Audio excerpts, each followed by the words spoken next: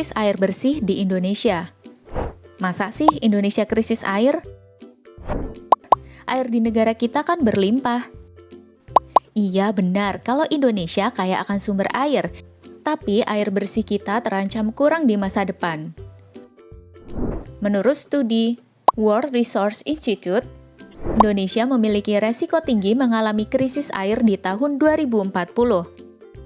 Bahkan di tahun 2020, Bappenas sudah melaporkan kalau sebagian besar daerah di Jawa dan Bali sudah masuk kategori langka hingga kritis air bersih. Pencemaran lingkungan merupakan masalah global yang serius, mengancam kesehatan manusia dan ekosistem. Salah satu jenis pencemaran yang berbahaya adalah pencemaran air yang dapat disebabkan oleh berbagai faktor seperti limbah industri, pertanian, dan domestik. Air kotor adalah air yang telah berkontaminasi oleh zat-zat berbahaya, baik itu fisik, kimia, maupun biologis, sehingga tidak layak untuk dikonsumsi dan digunakan untuk keperluan sehari-hari. Mari guys, kita masuk yuk tanya penyebab air kotor itu apa guys. Halo teman-teman. Saya mau tanya nih, penyebab air kotor itu apa? Nggak tahu, emangnya apa sih? Tak kasih tahu ya teman-teman. Penyebab air kotor itu adalah disebabkan oleh sampah yang dibuang sembarangan hingga kondisi saluran pembuangan dan tidak terawat. Ya. Ini teman-teman contoh salah satu air kotor.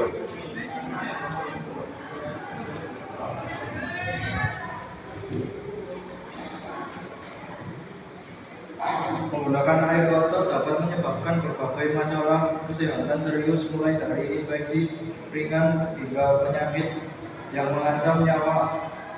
Air yang tercemar oleh kotoran manusia atau hewan, mikroorganisme itu atau kontaminan lain seperti logam berat dapat menularkan penyakit.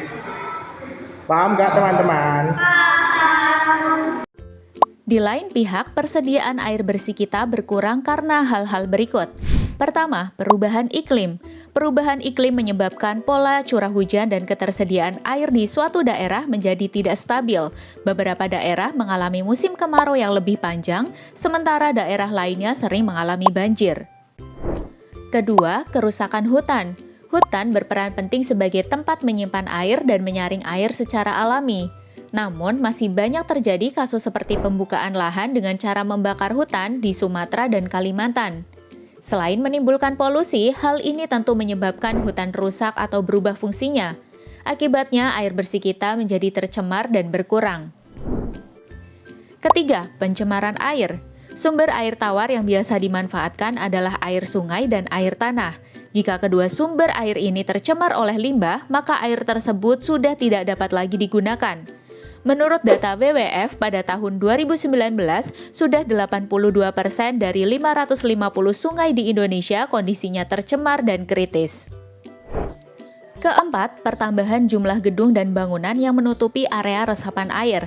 Akibatnya, air hujan yang tidak terserap ke tanah langsung mengalir ke sungai dan laut.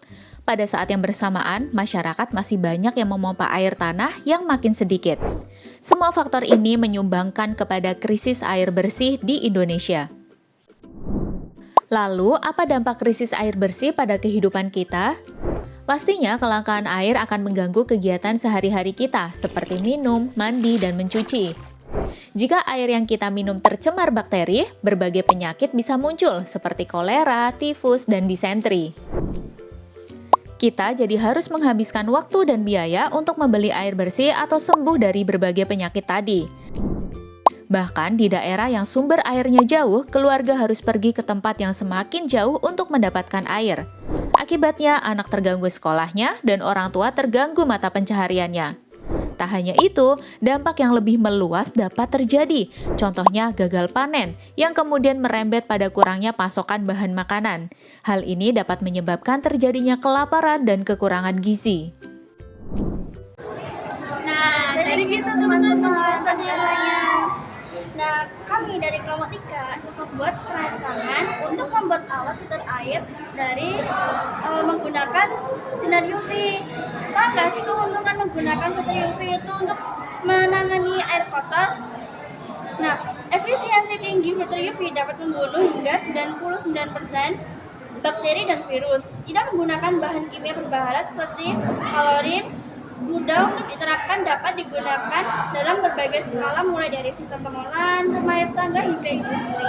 Ini kita mau menyebutkan alat dan bahan untuk membuat alat filter air. Yang pertama itu adalah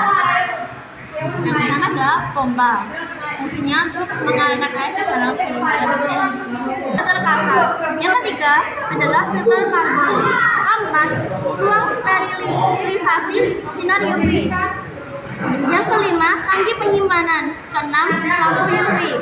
Yang ketujuh adalah sensor. Nah, kalian penasaran nggak langkah-langkahnya? Ini langkah-langkahnya. 1. Air mentah dialirkan ke dalam sistem filter melalui pompa. 2. Filter kasar dan filter karbon menyaring partikel padat dan zat kimia organik. 3. Air yang telah disaring mengalir melalui ruang sterilisasi UV. 4. Sinar UV membunuh bakteri dan virus dalam air. 5. Air yang telah disterilkan disimpan dan 6. Tangki penyimpanan.